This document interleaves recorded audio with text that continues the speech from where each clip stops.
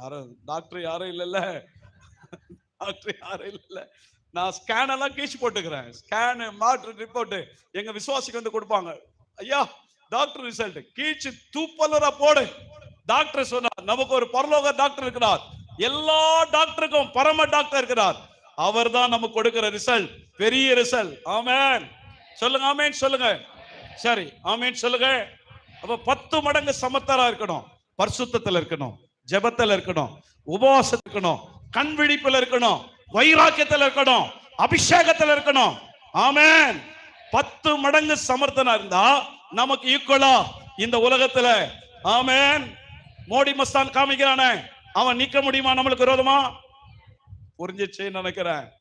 புஷ்பான காமிக்கிறாங்களே, அவங்க நிக்க முடியுமா? நிக்க முடியுமா? 10 மடங்கு சமர்த்தனாய் சொல்லுங்க, ஆமென் சொல்லுங்க.